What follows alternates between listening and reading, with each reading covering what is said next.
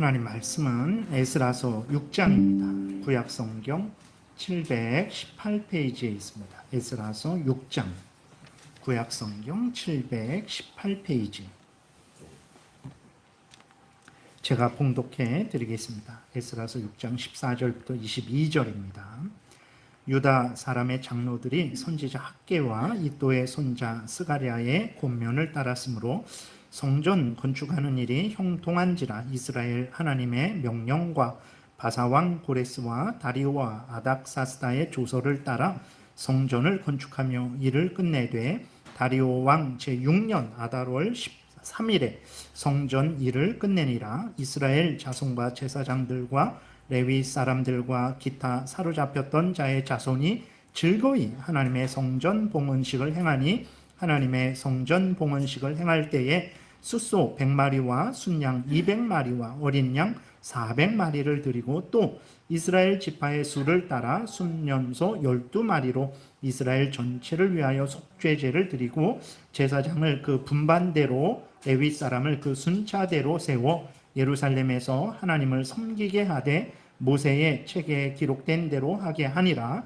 사로잡혔던 자의 자손이 첫째 달 14일에 유월절을 지키되 제사장들과 레위 사람들이 일제히 몸을 정결하게 하여 다 정결함에 사로잡혔던 자들의 모든 자손과 자기 형제 제사장들과 자기를 위하여 유월절 양을 잡으니 사로잡혔다가 돌아온 이스라엘 자손과 자기 땅에 사는 이방 사람의 더러운 것으로부터 스스로를 구별한 모든 이스라엘 사람들에게 속하여 이스라엘의 하나님 여호와를 찾는 자들이 다 먹고 즐거움으로 이래 동안 무교절을 지켰으니 이는 여호와께서 그들을 즐겁게 하시고 또 아수르 왕의 마음을 그들에게도 돌려 이스라엘의 하나님이신 하나님의 성전 건축하는 손을 힘있게 하도록 하셨음이었더라. 아멘.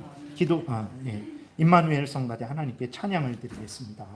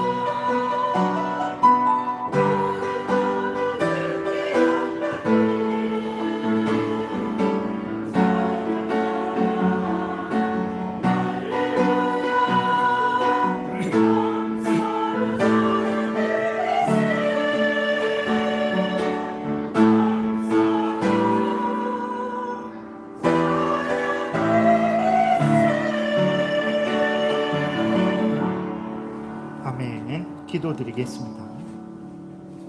살아계신 하나님 아버지, 이 시간 하나님의 말씀을 전하고 듣습니다. 성경을 통해서 우리에게 알려주시는 하나님의 뜻을 잘 깨달아 알게 도우시고, 하나님이 성경을 통해서 알려주시는 대로 또 잘 믿고 따르게 도우소서. 감사드리고 예수 그리스도의 이름으로 기도드렸습니다. 아멘.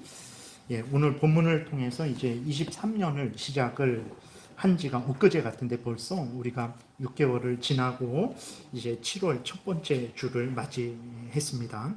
이렇게 여기까지 오게 된 그러한 모든 것들은 바로 하나님의 은혜다라는 것을 말씀을 드리고, 그렇기 때문에 우리가 아직까지 인도하신 하나님께 감사드리고, 또 앞으로도 우리를 인도하시고 영원토록 천국으로 인도하실 하나님을 더욱 의지해야 된다라는 내용으로 이제 말씀을 드리겠습니다.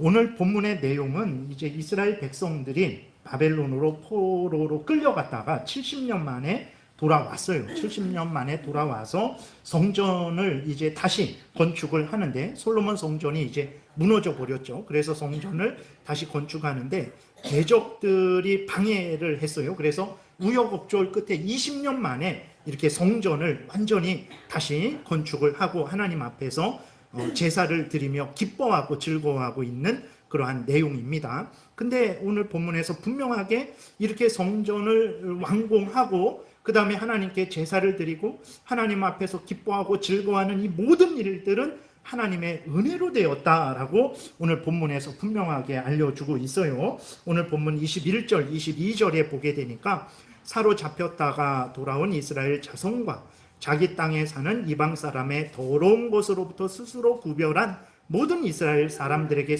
속하여 이스라엘의 하나님 여호와를 찾는 자들이 다 먹고 즐거움으로 이래 동안 무교절을 지켰으니, 이는 여호와께서 그들을 즐겁게 하시고 또 아수르 왕의 마음을 그들에게로 돌려 이스라엘의 하나님이신 여호와의 하나님의 성전 건축하는 손을 힘있게 하도록 하셨음이었더라. 이렇게 기록이 되어 있어요. 그러니까 하나님께서 이스라엘 백성들을 즐겁게 하신 거예요.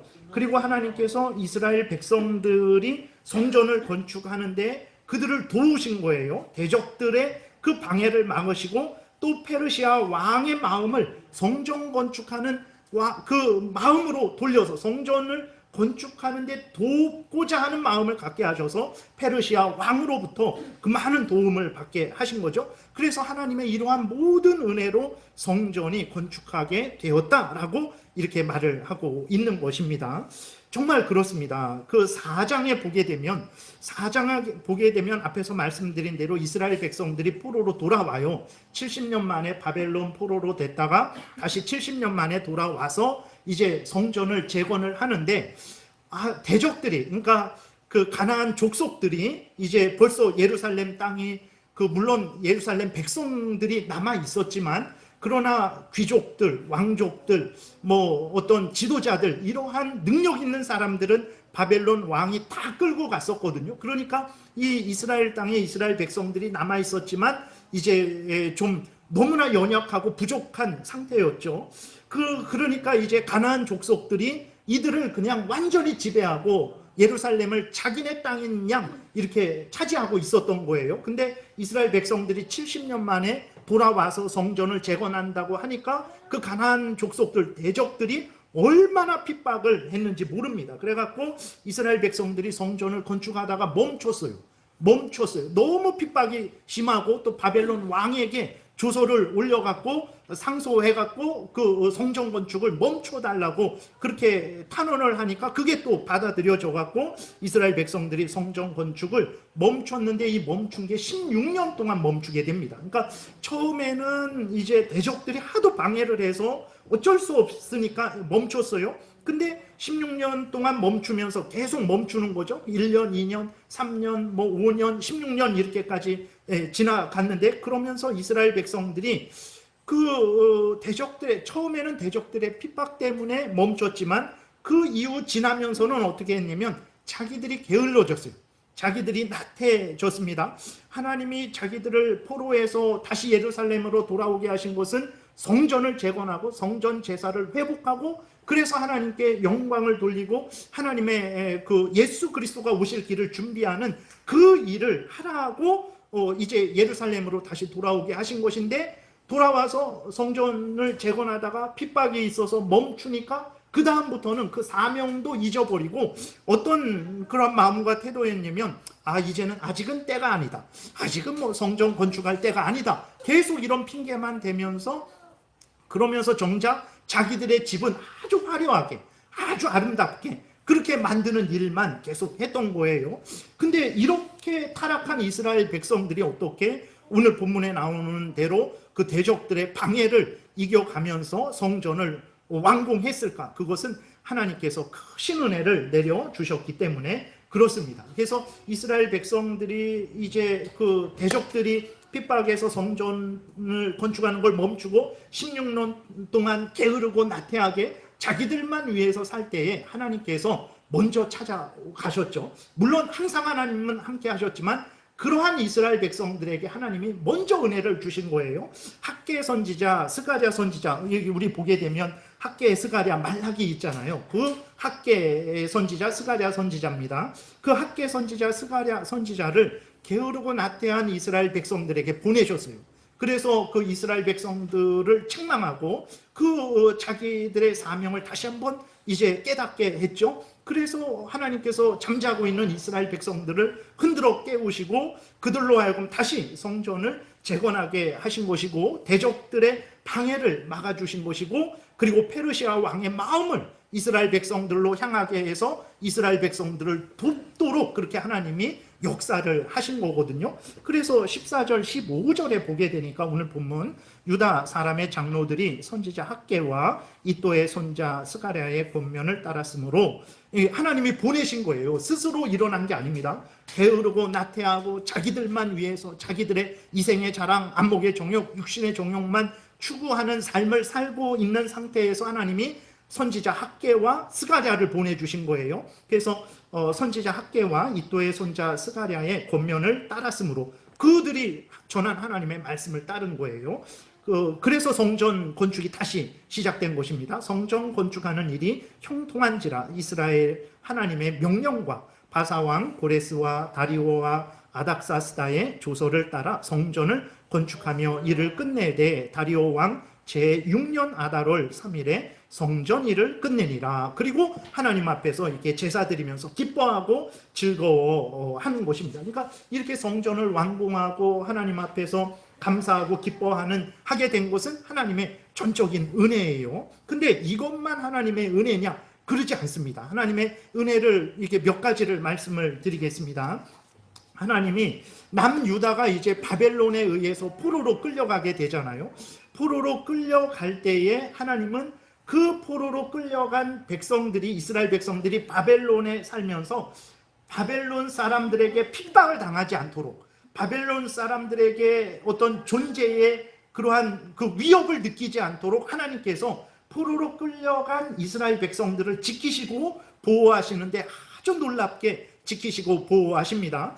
그래서 바벨론 포로로 끌려갔는데 바벨론에 의해서 3번이나 이렇게 포로로 끌려가는데, 첫 번째 포로로 끌려갈 때에 넘겨보세요. 요거는 연도는 여러분들이 기억하지 않으셔도 되는데 그냥 참고로만 이런 순서구나 이렇게 아시면 돼요. 예루살렘이 바벨론 왕에 의해서 침략을 당할 때 605년, 597년, 586년 이 3번 침략을 당해서 3번 포로로 끌려갑니다. 근데 605년 처음 포로로 끌려갈 때에 다니엘하고 세 친구들하고 왕족들, 귀족들이 다 능력 있는 사람들이 그때 끌려가게 되거든요. 근데 하나님께서 그 다니엘이 그 바벨론에 끌려가게 하셨을 때 하나님이 다니엘과 세 친구들을 돕습니다. 어떻게 돕습니까? 다니엘서 2장에 보게 되면 바벨론 왕 느부갓네살에게 앞으로 그 모든 인류 역사가 어떻게 진행될 것인지, 그 다음에 이제 바벨론이 있고 메데 바사가 있고, 바사는 페르시아가 있고 헬라가 있고, 그 다음에 로마 제국이 있고, 그 다음에 때가 되면 예수 그리스도께서 오셔서 그 하나님의 나라를 이렇게 세우신다라는 그 꿈을 보여주세요. 근데 하나님이 꾸게 하신 꿈인데 그거를 바벨론 왕이 스스로 해석할 수는 없죠. 그리고 바벨론의 그 박사들, 그 점술가들, 무당들, 그런 사람들도 도대체 바벨론 왕이 말해주지 않으니까 꿈의 내용도 모르고 더더군다나 그 꿈을 해석할 수도 없죠. 근데 하나님께서 다니엘에게만 그 꿈의 내용을 알려줍니다. 그리고 그 꿈의 해석도 알려줘요. 바벨론 왕 느부갓네살 왕이 말하지도 않았는데도 다니엘이 왕이 꾼 꿈은 이런 꿈이고 그 의미는 이런 것입니다 라고 알려줬을 때 그 바벨론 왕이 깜짝 놀라면서 다니엘을 이제 아주 높은 지위로 올립니다. 총리로 그렇게 올려요. 하나님께서 왜 다니엘을 총리로 삼으셨을까요?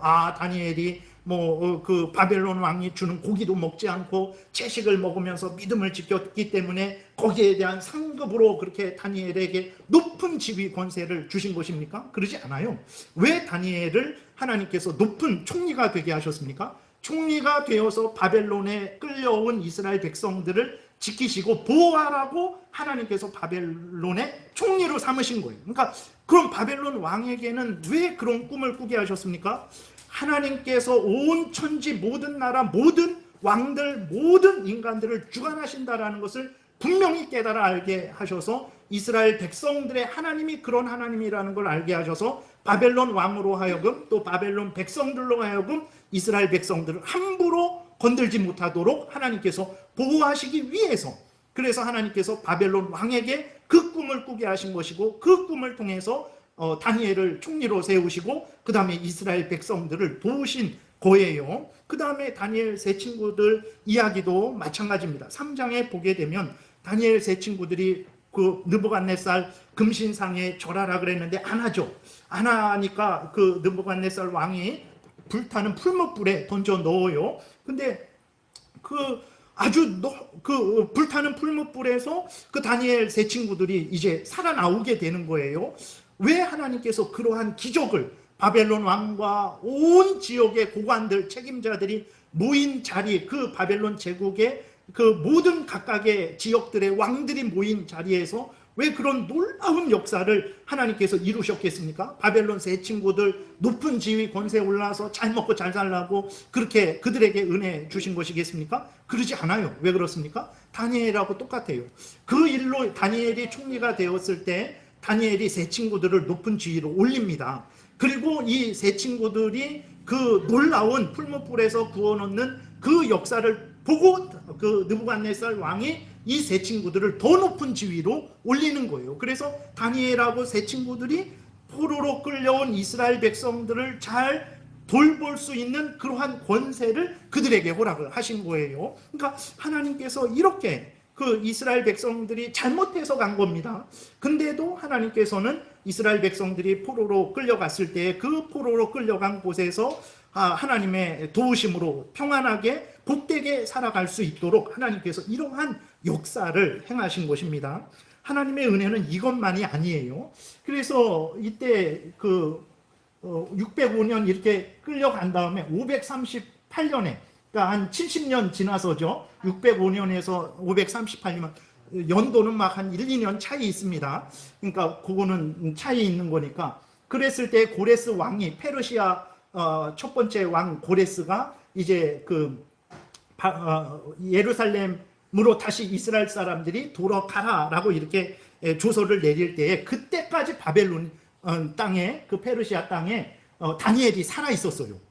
538년까지 다니엘이 살아 있었어요. 한 2, 3년 더 삽니다. 그래서 고레스 왕이 그렇게 이스라엘 백성들을 예루살렘으로 돌아가라고 그렇게 하는 그 일에 다니엘이 큰 역할을 하게 됩니다. 그래서 다니엘이 보게 되면 그 하나님의 70년 만에 돌이킬 것을 깨닫고 다니엘이 하나님 앞에서 기도하죠. 이러한 기도함으로 이 모든 일들이 일어나게 되는 거예요. 그래서 포로로 돌아가는 이스라엘 백성들에게 필요한 모든 것들을 어떻게 했습니까? 총리된 다니엘이 난 모르겠다 그랬겠어요? 그러지 않습니다. 그 이스라엘 백성들이 안전하게 예루살렘으로 돌아가서 성전을 재건할 수 있는 모든 필요한 것들을 다니엘이 다 이렇게 준비해서 보냈을 보냈을 것이죠. 그러니까 하나님께서 이러한 은혜를 내려 주신 거예요. 이스라엘 백성들이 전혀 하나님 우리가 포로로 끌려가니까 다니엘하고 세 친구들을 좀 세워주세요. 그래서 우리들을 보호해 주세요. 느부갓네살 왕에게 놀라운 꿈 좀 꾸게 해갖고 하나님이 천지 만물의 주관자다라는 것을 좀 알게 해주셔서 우리를 함부로 건들지 말게 해주세요. 기도하지 않았어요. 전혀 생각도 안 했어요. 그러나 하나님은 그들이 구하지도 않았지만 생각지도 못했지만 하나님께서는 크신 은혜로 이러한 은혜를 내려주셨습니다. 이것만이 아니에요. 그리고 또 언제냐면 지금 오늘 본문에서 에스라 1장부터 6장까지 그 오늘 본문에서 성전을 재건하고 40년이죠? 40년이죠. 이게 주전입니다. 주전. 이렇게 숫자가 점점 줄어들어서 예수님 오셨을 때 0년, 그 다음부터 숫자가 이제는 늘어나는 건데 숫자가 점점 줄어드는 거예요. 0년으로 이렇게 예수님 오실 때까지 가는 거예요. 그래서 40년 있다가 에스더가 왕비가 돼요. 그러니까 여러분들이 에스라, 느헤미야, 에스더를 읽을 때에 에스라 1장부터 6장, 그 다음에 에스더서, 그 다음에 에스라 7장부터 10장, 그 다음에 느헤미야서를 읽으면 이게 연대순으로 이해가 좀 되실 거예요. 그래서 에스더가 왕비가 됩니다. 그래서 하만이 바벨론에 있는, 그리고 그 바벨론 제국이 그 당시는 모든 그 당시 그 지역을 완전히 다스렸으니까, 그랬을 때에 페르시아 제국에 있는, 페르시아로 나라가 바뀌었어요. 그 페르시아 제국에 있는 이스라엘 백성들을 완전히 진멸하려고 했을 때 하나님께서는 미리 에스더를 왕비로 삼으셔서 그 하만의 손에서 이스라엘 백성들을 구원하시는 그러한 일을 하게 하신 거죠. 그러니까 하나님은 오늘 본문에서만 성전을 재건할 때에 그때만 도우신 게 아니라 벌써 포로로 끌려갈 때에도 도우셨고, 포로로 끌려가서 거기에서 살 때에도 도우셨고, 또 거기에서 항상 도우시고, 또 바벨론에서 다시 이제 귀환할 때에도 하나님께서 도우신 거죠. 하나님의 전적인 은혜입니다. 더 근본적으로는 이스라엘 백성들이 아브라함부터 시작했잖아요. 그러나 아브라함을 부르신 것도 하나님의 은혜입니다. 아브라함 한 사람을 통해서 애굽에서 거대한 민족이 되게 하시고, 애굽에서 정말 모세의 인도를 따라서 애굽에서 나올 수 있도록 하신 것도 하나님의 은혜죠. 광야에서 40년을 무사히 마치게 하신 것도 하나님의 은혜고, 가나안 땅을 차지하고 나라를 세울 수 있었던 것도 하나님의 은혜고, 그렇게 이스라엘 백성들이 반역을 했습니다. 아주 이스라엘 백성들이 하나님의 뜻대로 산 적은 거의 없어요. 거의 없습니다. 왕들 몇 명밖에 되지도 않고, 그 왕들도, 다윗 왕도 심지어 자기가 안정되었을 때에는 그 종욕에 눈이 멀어서 간음하고 이제 자기의 충신을 죽이는 그러한 죄악을 저질렀어요. 그런데도 불구하고 이스라엘 백성들이 진멸하지 않은 것 하나님의 은혜죠. 그리고 범죄에서 바벨론에 의해서 저렇게 3차례나 침략을 당해서 정말 포로로 끌려가는데도 불구하고 하나님께서 이스라엘 민족이 진멸되지 않게 하신 것도 은혜고, 바벨론에서 70년 안전하게 살게 하신 것도 은혜고, 거기에서 또 무사히 귀환하게 한 것도 은혜고, 또 귀환해서 16년 동안 그냥 게으르고 나태해서 성전 건축도 하지 않고 그저 자기들의 탐욕만 위해서 살아갈 때에 하나님께서 그들을 내버리지 아니하시고 학개 선지자, 스가랴 선지자를 보내서 회개하고 돌이키게 하신 것도 은혜고, 그래서 성전을 완공하게 하신 것도 하나님의 은혜죠. 그러니까 하나님의 전적인 은혜입니다. 이러한 은혜를 이스라엘 백성들이 받은 거예요. 근데 안타까운 것은 무엇입니까? 무한한 은혜를 받았으면서도 이스라엘 백성들은 하나님의 은혜를 깨닫지 못했어요. 왜 그러냐면 자기들의 눈에는 자기들만 보이거든요. 하나님이 나타나서 이렇게 저렇게 하시는 게 안 보여요. 자기들 눈에는 자기들만 보이게 되니까 하나님이 자기들에게 은혜 주시지 않았다라고 생각을 하는 거예요. 자기들이 이 모든 일들을 행했다라고 그렇게 생각을 하는 거죠. 그리고 이스라엘 백성들이 인간인지라 하나님이 주신 은혜를 잊어버려요. 여러분들은 어떻습니까? 하나님의 은혜를 다 기억하고 있습니까? 절대 그런 사람들 없을 거예요. 아마 처음에 아주 어렵고 힘든 일이 있어요. 그래서 하나님께 간절히 기도합니다. 그러니까 하나님이 그 어렵고 힘든 일을 정말 어떤 죽음에서 이제 생명을 얻는 그런 은혜를 우리에게 주실 때가 있잖아요. 그랬을 때에 우리는 하나님의 은혜다라고 하나님께 감사하죠. 하나님을 위해서 살겠습니다. 하나님 정말 감사합니다 해요. 근데 한 달 지나고 2달 지나고 1년 지나고 2년 지나면 도대체 내가 아팠었나?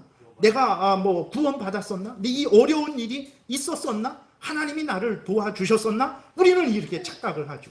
예, 그렇게 착각을 하고 이 모든 것들은 내가 이렇게 한 거니까 이것들을 누릴 만한 자격이 나한테 있지라고 이렇게 생각을 하는데, 이스라엘 백성들도 마찬가지예요. 그러니까 하나님이 보이지 않으니까 처음에는 이렇게 성전 재건을 하고 감사하고 하나님의 은혜다 그러다가 그것이 10년, 20년 지나게 되니까 하나님이 언제 우리에게 도와주셨지? 이런 생각을 하게 되는 거예요. 그래서 보게 되면 이제 느헤미야 13장 때가, 느헤미야 13장 정도 되는 때가 말라기 선지자 때입니다. 말라기 선지자, 말라기에서 멈추고 430년 동안 선지자들이 없다가 이제 세례 요한이 나타나서 예수 그리스도를 증거하게 되는 것이거든요. 그래서 이때가 말라기 선지자 때인데, 성전 재건을 하고 오늘 본문에서 보게 되면 한 80년 정도 지난 때거든요. 80년 정도 지난 때인데, 그때의 이스라엘 백성들의 상태가 어땠습니까? 넘겨보세요.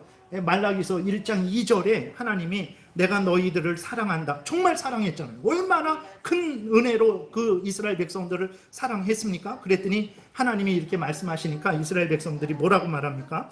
여호와께서 이르시되 내가 너희를 사랑하였노라 하나 너희는 이르기를 주께서 어떻게 우리를 사랑하셨나이까? 네. 아니 언제 하나님이 우리를 사랑하셨습니까? 아니 어떻게 사랑하셨어요? 한번 말씀 좀 해보세요. 아니 저는 사랑하지 않은 것 같은데, 은혜 주시지 않은 것 같은데 사랑하셨다고 하니까 그럼 어떻게 사랑하셨습니까? 라고 이렇게 이스라엘 백성들이 하나님께 묻는 거예요. 예. 참 놀랍죠. 그러면서 이스라엘 백성들이 어떻게 했습니까? 말라기서를 보게 되면 하나님을 경외하지 않았어요. 하나님을 전혀 사랑하지 않았어요. 아주 형식적으로.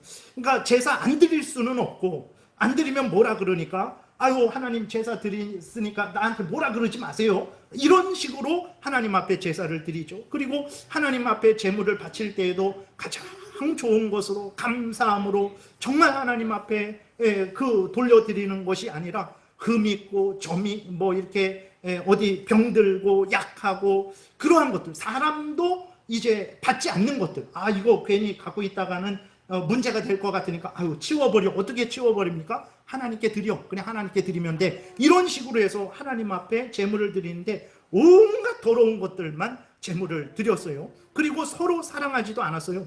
그러니까 이스라엘 백성들이 서로 고리대금을 했습니다. 돈을 빌려주고 그 형제가 갚지 못하면 어떻게 합니까? 돈을 못 갚으니까 그럼 너의 딸을 내가 내 종으로 삼겠다. 너의 아들을 내 종으로 삼겠다.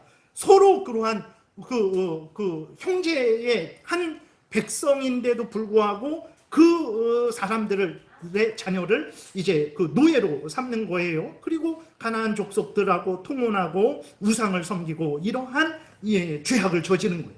한없는 하나님의 은혜를 받았으면서도 뭐라고 그러냐면 하나님이 언제 우리를 도우셨습니까? 아니 한번 말씀 좀 해보세요. 저는 도운 게 없다라고 생각하는데 하나님이 사랑한다고 하시니까, 도우셨다고 하시니까 어떻게 도우셨습니까? 한번 저에게 말씀 좀 해보세요 라는 이러한 마음과 태도를 이스라엘 백성들이 가졌어요. 오늘 우리는 어떻습니까? 배은망덕한 이스라엘 백성들이죠. 이 배은망덕한 이스라엘 백성들과 달리 우리는 하나님의 은혜를 분명히 깨달아 알고 있습니까? 여러분 하나님의 은혜를 분명히 깨달아 알고 있습니까? 창세 전부터 나를 사랑하시고 때가 되어서 나를 이 땅에 보내주시고 이렇게 저렇게 여기까지 인도하신 하나님의 은혜를 여러분들은 분명히 깨달아 알고 있습니까? 하나님이 주신 은혜를 분명히 기억하며 또 그 은혜에 대해서 전심으로 하나님 앞에 감사하고 있습니까? 그리고 왜 은혜를 내려주셨습니까? 우리로 하여금 잘 먹고 잘 살라고 은혜를 내려주셨습니까? 그러지 않습니다. 하나님을 영화롭게 하고 영원토록 하나님으로 즐거워하는 그 복된 인생, 우리의 본분을 다해서 하나님의 영광을 드러내고 이웃을 유익하게 하고 성도들을 유익하게 하고 성도들로 하여금 덕을 세워서 성도들의 믿음이 자라게 하고 믿지 않는 자들에게도 정말 예수 그리스도를 증거해서 그들이 하나님께로 돌아오게 하는 그러한 하나님의 일꾼으로 삼고자 하나님께서 창세전에 우리를 예정하신 것이고 이 땅에 보내주신 것이고 예수 그리스도를 믿게 하신 것이고 아직까지 도와주신 것이거든요. 그럼 이러한 사명, 은혜와 사명을 깨달아 알고 우리는 하나님 앞에 감사하며 이러한 사명을 따라서 하루하루를 살아가고 있습니까? 어떻습니까, 여러분? 그렇지 않으면 이스라엘 백성들과 똑같이 도대체 하나님의 은혜를 무엇을 주셨지? 23년도 6개월 동안 나는 도대체 알지 못하겠다. 하나님 어떻게 나를 사랑하셨습니까? 좀 말씀 좀 해보세요. 라는 이러한 마음을 가지며 하나님께 감사하지 않고 하나님의 뜻을 이루기보다는 나의 뜻을 먼저 추구하는 인생을 살고 있습니까? 23년도 6개월의 삶이 아니면 아직까지 우리 인생의 삶이 실제로 좋은 일 하나도 없을 수도 있어요. 힘들고 어렵고 눈물 나고 고통스러운 일들만 가득했을 수도 있습니다. 그러나 그렇다고 해서 하나님이 나를 돕지 않았다 우리가 말할 수 있을까요? 절대로 그럴 수 없습니다. 앞에서 살펴봤던 대로 이스라엘 백성들의 모든 삶의 과정 중에서 하나님이 함께 하시지 않은 적이 없어요. 하나님은 이스라엘 백성들이 기쁠 때에도 무서운 전쟁 중에 있을 때에도 포로가 되었을 때에도 예루살렘으로 다시 돌아올 때에도 돌아와서 대적들이 방해할 때에도 그리고 그 성전을 재건할 때에도 항상 함께 계시면서 이 모든 일들을 행할 수 있도록 은혜를 내려주신 거죠. 그런데 그 인간의 눈에는 하나님이 보이지 않으니까 하나님의 소리가 들리지 않으니까 하나님이 어디 계시지? 나와 함께 하시지 않으시네? 이런 생각을 하는 거예요. 그러니까 그리고 어렵고 힘든 일을 겪게 되면 하나님이 나에게 은혜를 내려주시지 않았다 이런 생각을 하게 되는 거죠. 이스라엘 백성들이 그런 생각을 한 거예요. 그러나 여러분 우리는 이스라엘 백성들이 이렇게 가진 안목은 육신의 안목이죠. 이거는 불신앙을 가진 사람들의 안목 이상이 아닙니다. 우리도 이런 안목을 가져서는 안 되는 거죠. 우리는 육신의 눈만 뜨지 말고 성경에 근거해서 믿음의 눈을 떠야 되는 거예요. 믿음의 눈을 떠야 성경의 눈을 떠야 이 하나님께서 항상 우리와 함께 하셨고 우리를 지키시고 보호하시고 인도하셨다라는 것을 우리가 분명히 깨달아 알게 되는 것입니다. 그리고 또 우리는 하나님께서 우리를 인도하시는 방식에 대해서도 알아야 되는 거예요. 하나님께서 우리를 인도하실 때 직접 나타나셔서 우리를 인도하실 수 있어요. 구약 성경에도 보게 되면 아브라함에게도 직접 나타나시기도 하고 이스라엘 백성들에게도 직접 나타나시기도 하고 모세에게도 나타나시기도 하고 그런 일들이 많죠. 선지자들에게도 하나님께서 직접 환상 중에 나타나셔서 그 인도하시고 말씀하시는 그러한 것들을 보게 됩니다. 그러나 그렇게만 하나님이 나타나셔서 인도하실 때에만 그게 하나님이 나와 함께 계시고 나를 인도하시는 것이냐? 그러지 않습니다. 하나님이 우리를 인도하실 때 직접 나타나셔서 인도하시기도 하시지만 하나님께서 사람을 통해서 인도하시기도 하세요. 하나님이 자연 질서를 통해서 인도하시기도 하세요. 그러니까 하나님이 자연 질서를 통해서 인도하시나 사람을 통해서 인도하시나 직접 나타나셔서 인도하시나 다 인도하시는 거예요. 하나님이 하나님의 뜻대로 하나님의 기쁘신 뜻대로 그 방법은 하나님이 택하셔서 사용하시는 거예요. 그러니까 어쨌든 자연 질서를 통해서 인도하시나 사람을 통해서 인도하시나 직접 나타나시나 다 하나님의 인도하심이라는 것을 우리는 기억해야 되는 거예요. 근데 문제는 무엇이냐면 우리는 내 눈앞에 직접 음성이 들리지 않으면 내 눈앞에 직접 하나님의 모습이 보이지 않으면 우리는 뭐라고 합니까? 하나님은 나와 함께 하시지 않았다. 하나님은 나를 인도하시지 않았다. 이런 생각을 하는 거예요. 그건 육신의 안목만 떴기 때문에 그런 거죠. 그리고 하나님이 우리에게 또 우리를 인도하실 때 하나님이 기쁘고 좋은 일을 통해서만 우리를 인도하시지 않습니다. 기쁘고 좋은 일을 주시죠. 그러나 하나님은 또 동시에 어렵고 힘들고 눈물 나고 슬프고 고통스럽고 괴로운 일을 통해서도 그런 일을 주셔서 우리를 인도하세요. 왜? 그럼 하나님께서 하나님의 자녀들인데 힘들고 눈물 나고 고통스러운 일을 통해서 인도하십니까? 그것은 첫 번째로 우리가 여전히 하나님의 자녀들인데 늘 죄를 짓기 때문에 그래요. 여러분 죄 안 짓는 것 같죠? 제가 한번 찾아볼까요? 10분만 찾아도 여러분들이 정말 저도 물론이고 우리가 얼마나 큰 죄인인지 그거는 진짜 부인할 수 없을 거예요. 그래서 우리가 늘 죄를 짓기 때문에 하나님이 우리를 징계하시기 위해서 고난을 주시기도 하죠. 그리고 그 죄를 회개하고 멈추게 하시려고 고난을 주세요. 여러분, 죄를 짓는데 부유하고 더 건강하고 더 형통해 보세요. 절대로 죄를 안 멈춥니다. 정말 고통스러운 그 고난을 당해야 그때서야 자기를 돌아보고 내가 뭘 잘못했나 돌아보고 그 죄를 발견하고 회개하게 되는 거예요. 그리고 그 하나님이 우리에게 고난을 주시지 않으면 우리는 교만하게 됩니다. 앞에서도 말씀드렸죠.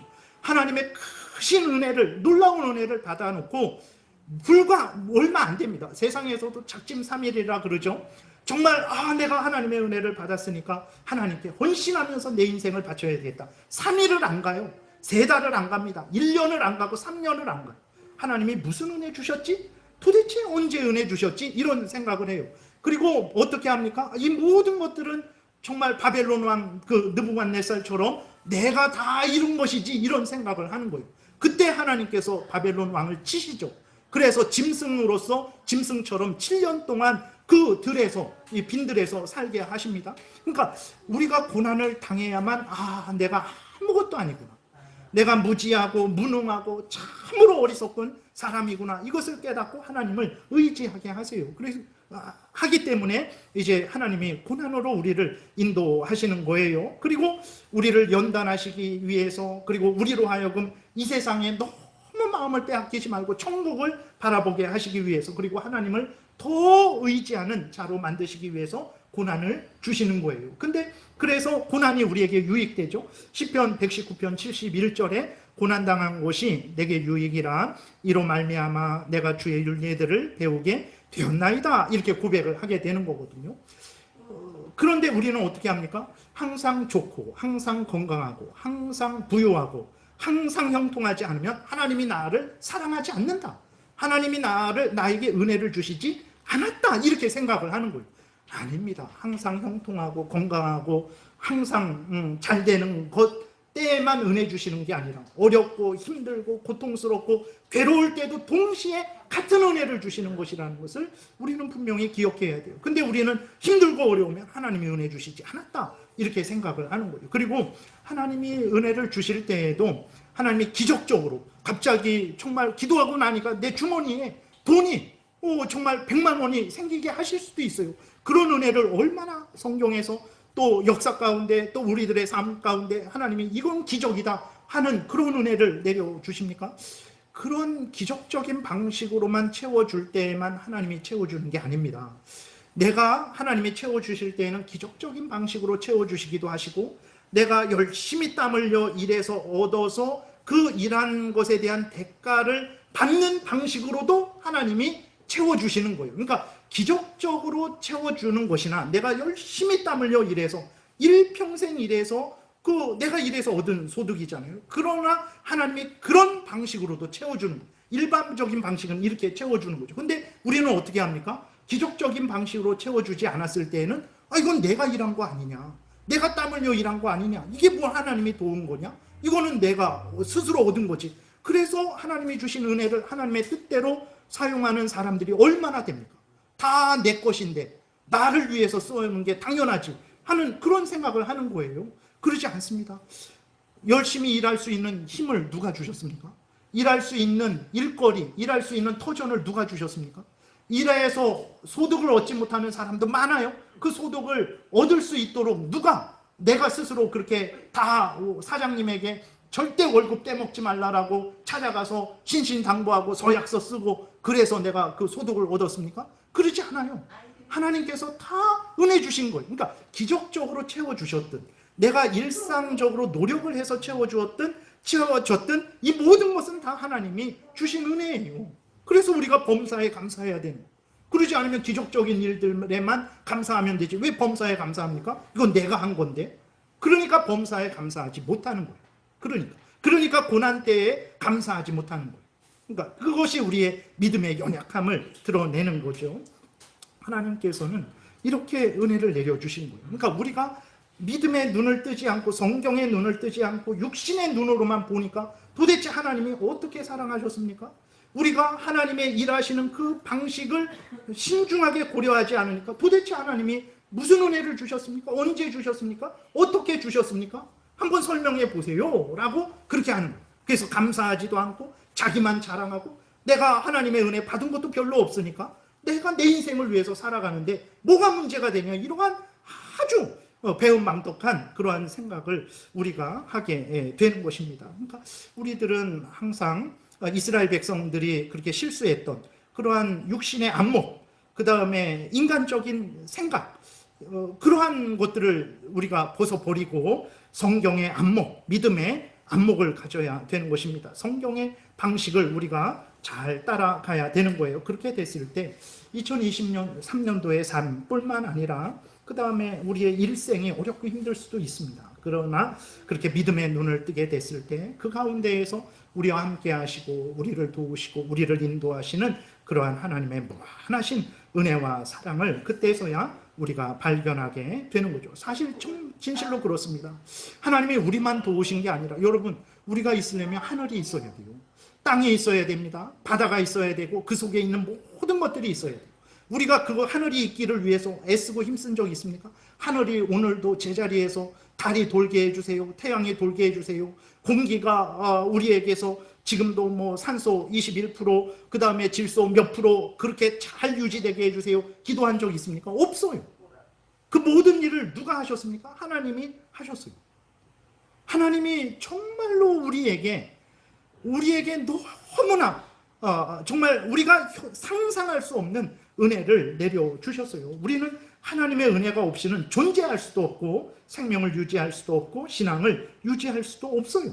우리가 살아있는 것은 전적인 하나님의 은혜입니다. 근데 모든 게 하나님의 은혜니까 은혜로 여겨지지 않는 거예요. 모든 게 하나님의 은혜니까 은혜로 여겨지지 않는 거예요. 그러니까 모든 게 은혜 속에서 내가 살아가니까 나만 보이는 거예요. 그러면서 나를 높이고 내 공로를 자랑하고 내가 당연히 받아 누려야 될 대가다, 이렇게 생각을 하면서 하나님께 감사하지도 않고 하나님의 주신 사명을 감당하지도 않는 거죠. 이것이 우리들에게도 여전히 있는 어리석음이고 배은망덕함이에요. 이러한 어리석음과 배은망덕함에 우리는 어떻게 해야 됩니까? 늘 깨어 있어야 돼요. 이런 어리석음과 배은망덕함이 나를 주장하지 못하게 해야 됩니다.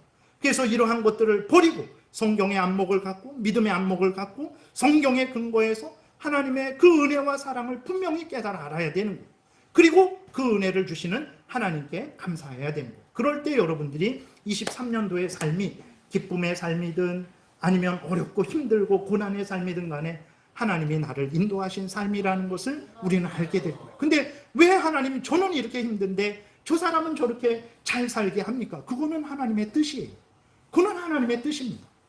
우리는 그럼 불평하려면 내가 왜 북한에 태어나지 않았습니까?도 불평해야 돼요. 내가 왜 예수 그리스도를 믿게 되었습니까? 예수 그리스도를 믿지 말게 해주시지 라고도 불평해야 돼요. 그건 하나님의 뜻입니다. 중요한 것은 무엇이냐면 하나님이 나를 불러주신 자리에서 하나님이 나에게 맡겨주신 일들을 감당하는 거예요. 기쁨의 자리, 평안함의 자리, 감사함의 자리로 불러주셨으면 거기에서 그 은혜를 주신 하나님께 감사하고 영광 돌리는 거예요. 그래서 돈으로 사는 게 아니다. 내가 부유한 자리에 있고 건강한 자리에 있지만 육신의 힘으로 사는 거 아니다. 하나님의 은혜로 사는 거라는 것을 드러내야 돼요. 어려움의 자리, 가난의 자리, 고통의 자리, 질병의 자리에 있을 때 거기에서도 하나님이 불러주신 것이라는 것을 깨달아 알고 거기에서도 하나님께 감사하고 영광을 돌려야 돼요. 사람이 사는 것은 돈 없어도 살 수 있다. 그렇다고 돈을 무시하는 거 아니에요. 어쨌든 중요한 겁니다. 그러나 근본적으로 말을 하는 거예요. 내가 돈이 없고 높은 지위가 아니고 지금 질병에 걸려서 정말 마음대로 움직이지 못하고 여러 힘들고 어렵지만 그러나 하나님이 나와 함께 하시기에 나는 얼마든지 살 수 있다. 그래서 부유한 자리에 있는 사람은 세상 사람들에게 돈 때문에 사는 것이 아니라 하나님의 은혜로 사는 것이다라는 것을 드러내야 됩니다. 그리고 어렵고 힘든 자리에 있는 사람도 어렵고 힘들어도 죽지 않는다. 돈 없어도 죽지 않는다. 하나님이 도와주신다. 때마다 일마다 함께 하시고 은혜 주신다. 내가 사는 것은 하나님의 은혜로 사는 것이다 라는 것을 드러내야 돼요. 그래서 부유한 사람은 부유한 대로 하나님의 영광을 드러내야 되고 가난하고 어려운 사람은 가난하고 어려운 대로 영광을 드러내면 되는 거예요. 그러면 하나님께서 마지막 때에 각자가 그 행한 일에 대해서 상 주실 거예요. 부유한데 게으르고 나태합니까? 그러면 거기에 대해서 하나님이 책임을 물으실 거예요. 가난하고 힘들고 어려웠지만 하나님을 믿고 신뢰하고 의지하고 힘을 다했습니까? 거기에 대해서 하나님이 갚아주실 거예요. 갚아주시는 것은 이 땅에서도 갚아주시지만 완전히 이 땅에서 이루어지지 않고 그 최종적인 선악간에 은혜를 내려주시 상벌을 주시는 것은 마지막 예수 그리스도께서 오실 때 그렇게 하시는 거예요. 우리가 그 일을 해야 돼요. 그 일을 하기 위해서는 어떻게 해야 됩니까? 믿음의 안목을 가져야 돼요. 성경의 안목을 가져야 되는 거예요. 하나님이 역사하시는 그 방식을 잘 깨달아 알아야 되는 거예요. 너무 힘들고 어려운 거 걱정하지 마십시오. 기도하면 도와주세요. 물론 갑자기 대통령이 되게 하거나 갑자기 재벌이 되게 하실 수도 있지만 일반적으로는 그렇게 하시지 않죠. 그러나 하나님은 분명히 우리들이 이 땅에서 삶을 살아갈 수 있도록 도와주세요. 그러니까 걱정하지 마시고, 그래서 말씀을 마칩니다. 아직까지 우리가 이렇게 살아왔잖아요. 우리 눈에는 하나님이 안 보여요. 음성을 들으신 적 있습니까? 하나님을 만져보셨습니까? 없어요. 그럼 하나님이 안 도와주셨습니까? 아닙니다. 하나님이 이스라엘 백성들을 처음부터 끝까지 함께 하시며 도와주셨던 것처럼 2023년도 6개월 하나님이 다 우리와 함께 가시며 우리에게 은혜 주신 거예요. 물론 현실의 삶은 힘들고 어려울 수 있어요. 걱정하지 마십시오. 하나님이 아십니다. 이 어렵고 힘들 때 우리 자신을 더 돌아보시고 더 하나님을 의지하시고 또 기도해서 응답받는 그러한 기쁨도 누리시면 되는 거예요. 그래서 그런 게 내가 지금 잘났냐 못났냐, 돈이 많냐 돈이 없냐, 그게 중요한 게 아니고 어떤 형편 처지이든지 하나님의 은혜를 깨달아 알고 감사하고 하나님이 주신 사명을 감당하는 거예요. 이것이 그리스도인의 삶입니다. 이것이 맥주감사주의를 지키는 의미지. 벌써 맥주감사주의 헌금 좀 얼마를 드려야 되나, 은혜 받은 거 별로 없으니까 요 정도만 드려야 되겠다. 그런 것은 정말로 그런 것이라면 차라리 맥주감사주의를 지키지 않는 게 우리에게 더 복이 됩니다. 그래서 다시 한번 하나님의 은혜를 깊이 생각하시고 은혜를 깨달아 하셔서 하나님께 감사하시고, 앞으로도 누가 살게 하겠습니까? 제가 여러분 책임져 주겠습니까? 못 책임져 줍니다. 하나님이 여러분들을 책임져 주세요. 예수 그리스도가 여러분들을 책임져 주십니다. 그 예수 그리스도를 더욱 가까이 하고 의지하시는 여러분들 되시기를 바랍니다. 기도드리겠습니다. 살아계신 하나님 아버지, 참으로 감사를 드립니다. 진작 버림받아도 수천 번, 수만 번, 수억 번 버림받아 마땅한데 오늘도 용서하셔서 이 자리에 모아주시고 하나님의 말씀을 듣게 하시고 회개하고 다시 한번 다짐할 거 다짐하게 하시니 감사합니다. 이 귀한 은혜 헛되이 받지 말고 기쁨으로 받아 우리가 잘 누리고 은혜 주신 하나님의 영광을 위해서 또 살아가게 하시고, 이 은혜를 모르는 자들에게 예수 그리스도를 전해서 이 은혜를 누리도록 돕는 참으로 빛과 소금의 삶을 살게 도우소서. 예수님 이름으로 기도드렸습니다. 아멘. 229장 찬송 부르면서 성찬을 준비하겠습니다.